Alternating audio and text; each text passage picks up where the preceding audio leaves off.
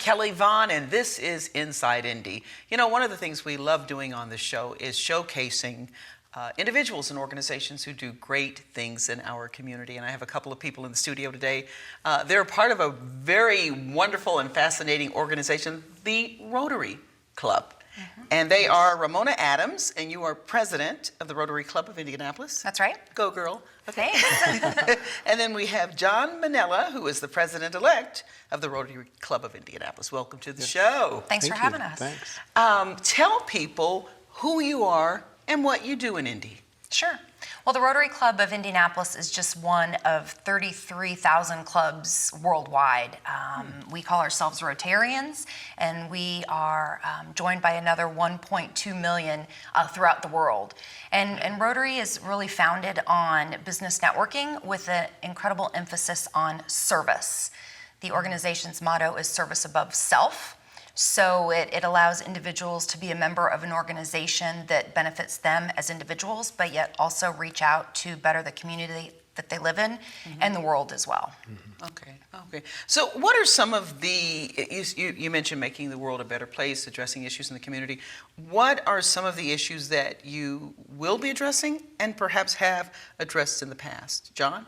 Perhaps one of the biggest issues that Rotary internationally has approached in the past is this quest to end polio. And we are, as they say, this close. We're down to, I believe it's 3 countries now that still have signs of the polio epidemic. But we have managed over the last several decades to work with people like Bill Gates and the Gates Foundation and several other health organizations around the world to eradicate polio. Wow. So where does it remain at this point? What countries? 3 countries in the Middle East. Really? Yes. Okay. I believe Afghanistan and Pakistan.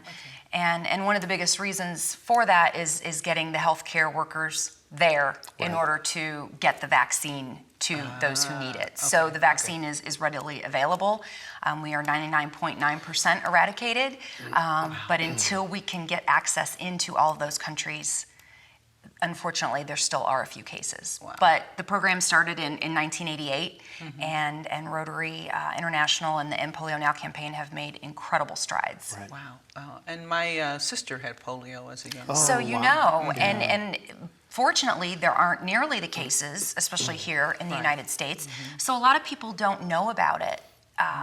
What it used to be like for these folks. So one of the things that I'm doing this year in my presidency, knowing that we are so close, is to remind people how far we've come and share images of those who have suffered from this and how amazing it is that 60 cents is all it takes to fund a vaccine itself. The actual dosage is only 60 cents. Wow. So it's pretty amazing, and it makes us here in Indianapolis feel like, you know, we do a lot of good here locally, but we're just 2 people, and we're a club of 300 plus who are still helping worldwide in that achievement. Wow, that's incredible.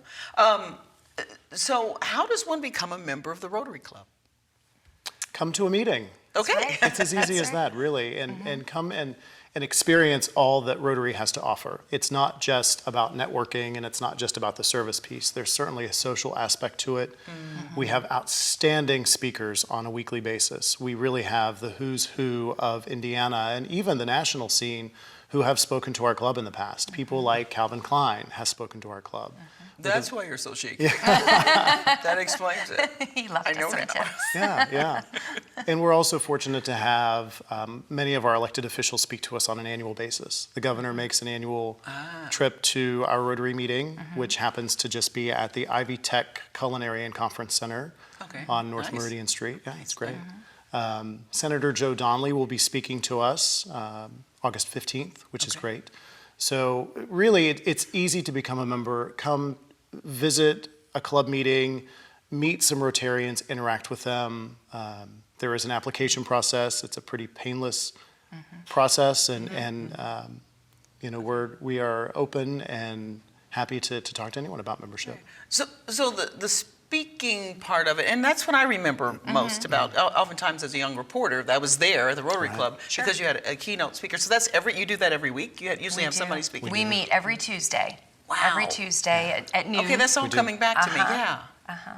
That's pretty serious commitment. It's a big commitment. One of the things that has evolved, however, over time, and one thing that both John and I in our leadership goals is to let people know that it is no longer about what Rotarians used to pride themselves on in terms of perfect attendance. Right.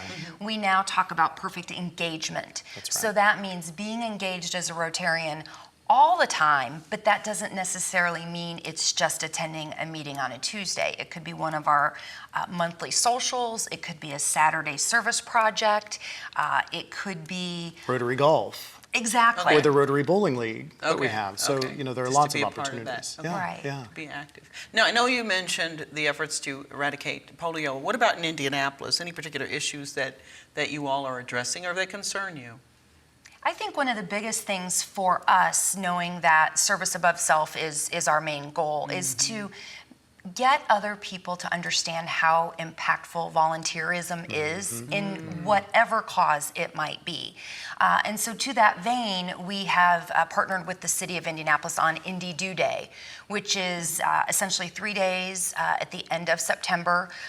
It started out of Eli Lilly and their Global Day of Service and the United Way's Day of Caring, and just really has evolved into this 3 days of everybody in the community doing something to help a cause or someone or an organization. So we spend a lot of time just trying to let people know, whether it's cleaning up a park, whether it's helping to tutor a student in math or in reading, whether it's helping somebody with their personal finances, maybe they're young or they've got themselves into trouble with money, who is an expert in maybe that banking field that can help them. So the volunteerism comes in a variety of different ways. So if we can convey to anybody, it's not necessarily the size and the scale of what you do, but that it is doing something. If you have a skill or a talent, share that with somebody who could really benefit from it. Okay. Let's talk about networking, since that is a key part of what your organization is about. And I would think, in a sense, you all were kind of ahead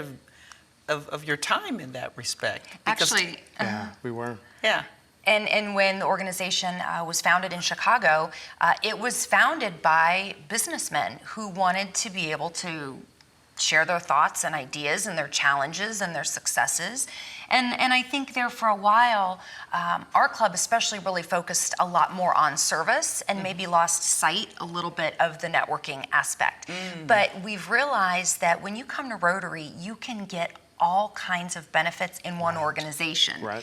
which I know for me personally, it has been fantastic. The social, the giving, the volunteering, the networking, the personal development. You get all of those in one organization. So we have one particular committee that is all focused on bringing Rotarians together for a roundtable of, speed networking, if you will, and a variety of other activities so that people can share what their businesses are. Right. And when you're working with somebody at Gleaner's Food Bank and you're volunteering with them, or you're volunteering helping one of the Indianapolis public schools, with a four-way test or something, you're getting to know your fellow Rotarians, and you talk to someone who might have a service that you need, or you might be able to put them in touch with someone else, to work through a project, or maybe you need a florist, or maybe you need an accountant, or maybe you need an attorney, who knows what the case may be.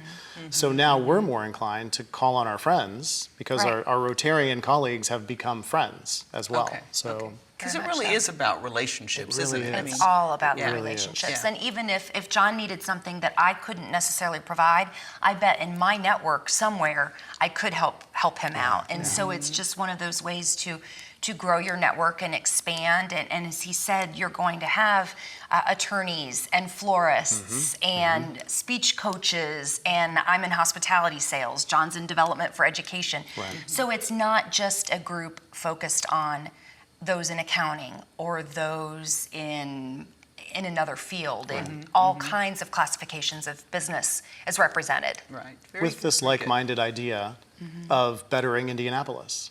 We all have this idea that we want to make Indianapolis a better place. And the community, even the donut around it, we want to make it a better place.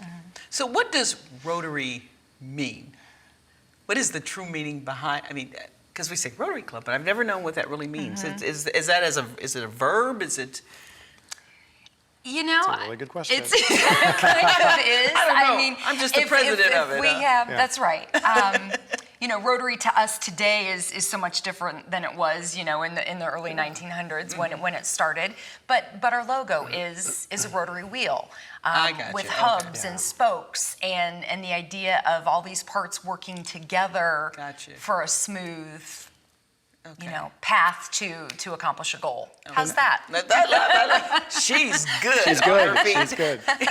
And early in the development of Rotary, there's this idea that it was called Rotary because the people who founded, the men who founded Rotary, decided they wanted to meet in different places. They wanted to experience different places. So the meetings rotated from place to place. Love it. Okay. Yeah. Okay. Now, and it's interesting when you talk about the history of Rotary, the men, and now we have a female president. Absolutely. That's right. So tell us what that's like leading. What had many years ago been historically a male-dominated And club. it's a very timely question too, Kelly, because just this year was the 30th anniversary of the Supreme Court decision that said Rotary can no longer exclude women. Right. So back in May, we had a special Rotary meeting. Marianne Glick, local philanthropist and an entrepreneur, spoke to us, and it was really a neat celebration. And I am excited to be the fifth female president for the Rotary Club of Indianapolis. And interestingly, I'm following a female president that we just had last year. So girl power is nice, and it's a great mix. There are a lot of Rotary clubs out there that are still male dominated. We're not yet 50-50, but we're getting closer, and we're getting younger, and we're getting more diverse, and letting people know that it takes all kinds to make a really inclusive club. Very good, very good. So how can people, I know you said attend a meeting, how can people attend the meeting to consider joining? How can we make that happen for them? First step is to visit indyrotary.org, and that's the website where they can go and learn more about what's coming up at the next meetings. We meet every Tuesday, Ivy Tech Culinary and Conference Center on Meridian Street. Plenty of parking? Plenty of parking. Free parking. That's right, that's right. And if they're interested in joining, then come and find Ramona and I, and one of us will buy lunch, and we'll be happy to talk more about it. Okay. And there really is a lot of information on the website, like John said, just Okay. about our speakers. So if you're interested in coming back for a visit and your schedule's super busy and you want to kind of plan ahead, take a look. We have our schedule of speakers on there through October, and some of our special socials, as well as our community service projects. Okay, sounds good to me. Ramona Adams, who is the president of the Rotary Club of Indianapolis, and President-elect John Mainella. Thanks so much for joining us on Thanks, Inside Kelly. Indy. Thanks. And we'll have more for you when we come back.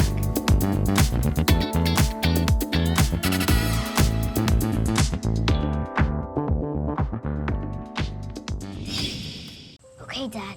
1, 2, 3.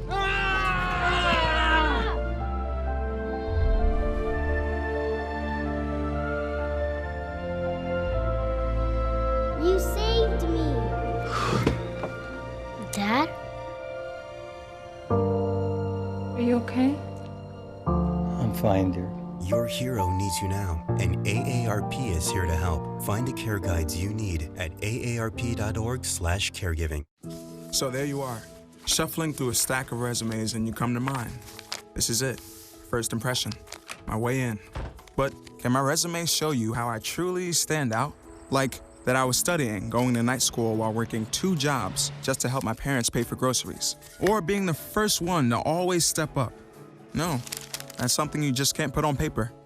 Look beyond the resume and discover new ways to develop great talent that is dedicated, hardworking, and determined like me. Here's to the things that can keep us safe. And now, those that we carry with us everywhere will bring us wireless emergency alerts. With the unique sound and vibration, you'll be in the know, wherever you are.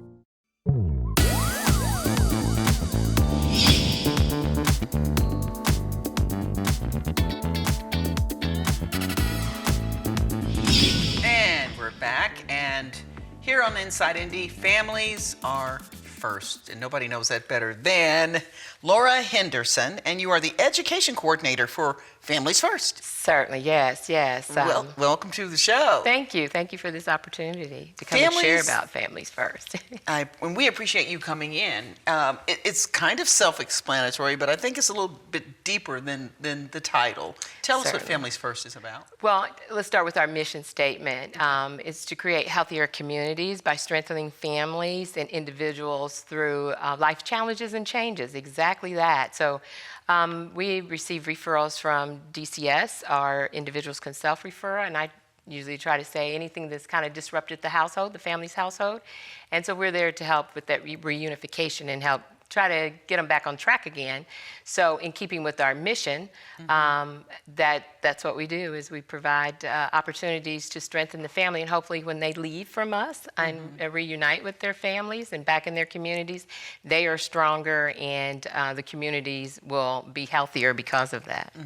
So you said you're about strengthening families. So what are some of the issues that you face that weaken families? And I know you mentioned the agencies you work with, but I want to get a little more specific and to kind of create a picture for people to really understand what you do and how you're there in the trenches strengthening these families. Through education classes, and as well as domestic violence, sexual assault, and the big thing now, as you know, you hear it all the time, is substance abuse, working with those individuals. Trauma, the pendulum is swinging toward understanding where the trauma is coming in, and how to unlayer all of those things that caused the trauma that in turn started the domestic violence or the substance abuse. So kind of working backwards to help the individual understand how did we get to today. Wow. Any conflict resolution type stuff? I mean, so many crimes that are occurring in our community, and I've heard some of the police officers say it has to do with their inability to handle conflict and resolve it. And we do, in one of our, it's called Batters Intervention, short BIP, it's our men's domestic violence class, and they do go through that very deep into that. And why do you feel that you need this control over a person, and how can you manage your disagreements without it turning into a fight and hitting and all the other things that come along with domestic violence? Wow. Okay, so these are some of the things that are kind of weakening our families. You're about strengthening them. And so people reach you through the various agencies. Can they just come to you directly? We do have some self-referral opportunities, as well as we have some support groups that for individuals, for children, for families, that they don't have to be referred for. They can check our website for the various support groups, survivors of domestic violence, survivors of sexual assault. So sometimes we just need to have an outlet, and it's not necessarily that another agency has gotten involved yet, but we know that we need to start seeking some help before that time. Okay, let's talk about mental health. And you know, and that's a huge umbrella. Oh, certainly. So how do you help with the whole mental health challenges in our community? And again, we go back to that issue of crime. A lot of the police officers are saying maybe even a third of the runs they take or they make, that's what they're running into. Sometimes it's a mental health issue. Certainly it is. We have many programs that we do within the community for lay persons, for organizations, for schools. Our biggest one is the mental health first aid. It's just like a CPR class. You know, you take a CPR class, you got your card, you hope you don't ever have to use it, but you learn those skills and things if it came about that you had to. So that's the same way for mental health first aid. You learn the 5 strategies and being able to recognize the signs and symptoms in someone that's having a mental health crisis, and then the resources.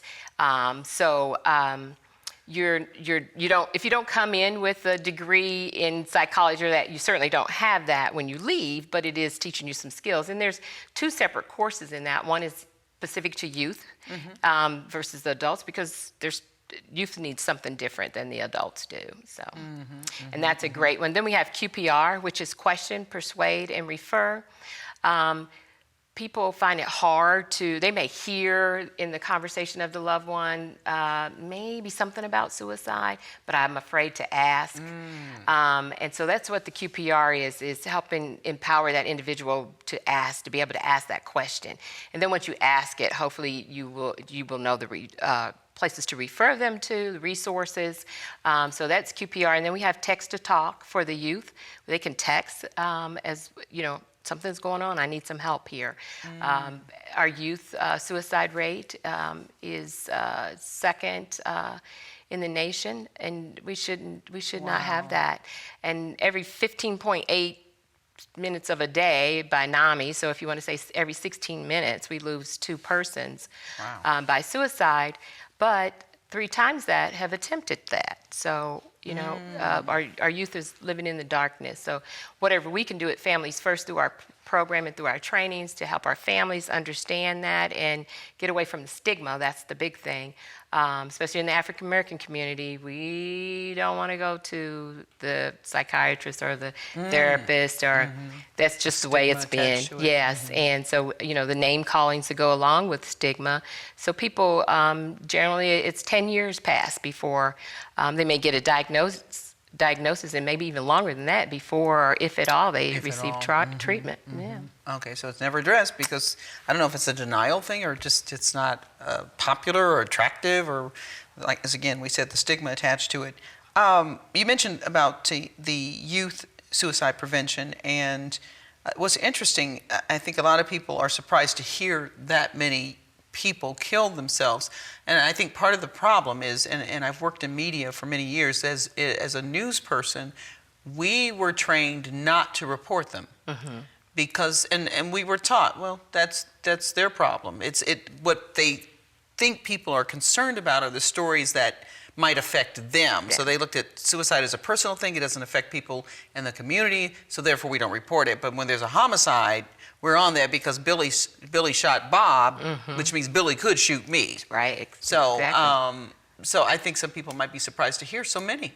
And with you saying that, our suicide rate is so much higher than our homicide rate. But as you said, it's not shared, it's not towed, unless. Take, for instance, a recent incident, the police were called and they had to use the drones. Then we heard about that, but it's kept under the covers, it's kept quiet. And the really sad thing about it is when you look at television, you look at commercials, we talk about everything under our clothes, as my grandmother would say, but we don't talk about the head. Right. We don't talk about the head. And even when we go to the doctor sometimes, that's a question that's not asked. How are you feeling? What's going on with you? Right, psychologically. You're right. They just say, they look at, check your heart, they don't check your head. No. Good point. No. Good point. The crisis line, can we talk about that? If someone needs help, even they're watching tonight, they need help. Yes. The crisis line is 24/7, 365 days a year. We have 2 regular staffed employees, but the rest of the time it is totally ran by volunteers. So our need for volunteers never ceased. The more volunteers, the more we can be available, even though the lines are never missed. And the training is the longest part of it. And most people are fearful when you say the crisis line, I'm not going to know what to say, I'm not a therapist or whatever. But we provide you the training, and there's supervisors always available to assist, and that's the name of the training, assist, if you get hung up or you get stuck on something. But the training is very intense, and so we need volunteers. Okay,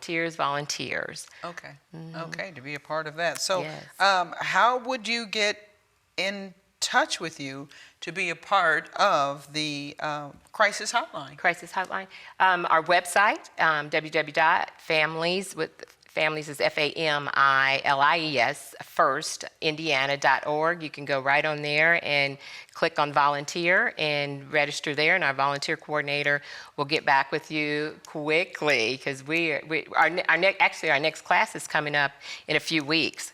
Oh, nice. So if all we ask that you have a heart and compassion for people. Okay, well, we appreciate you coming in because we know you have a heart and compassion for people. Thanks so much for joining us. Lora Henderson, and she's the education coordinator for Families First. Thanks for joining us on Inside Indy. And that's our show. We'll see you next time. Bye-bye.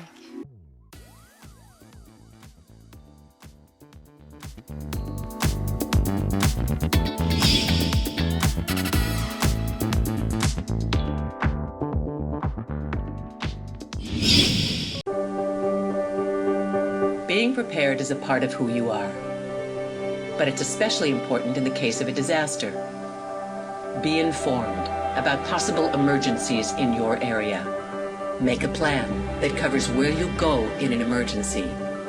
Build a kit with the things you need to survive. There's no one more capable of planning for your situation than you. Start your plan today. Go to ready.gov/myplan. If you or a parent or a grandparent has a house that they are looking to sell, please consider selling it to Habitat for Missions.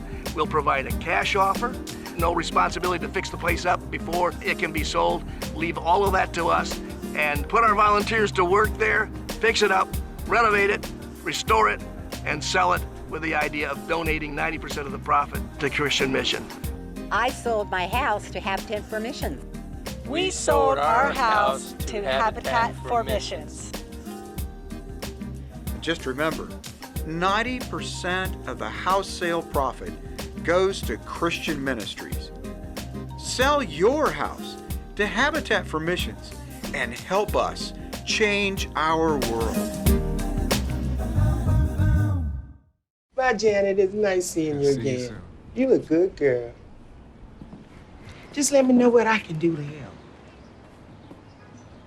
Well, to help me, she'd have to help every day. Every hour, every ouch, every time my wife calls for help. I mean, maybe she could help me make her lunch. But the crust, all the crust has to be cut off the corners. She could help me run to the doctor for the 5th time this week. Help me with the specialist and the second opinions and the painful paperwork about paperwork. Help me deal with how hard it is seeing my wife's name on so much paperwork. But this is on me. I'm the only one who can do this, like this, for her. Besides, take care. We will. Janet doesn't like her cooking anyway. Find support for your strength. Visit aarp.org/caregiving for care guides and community.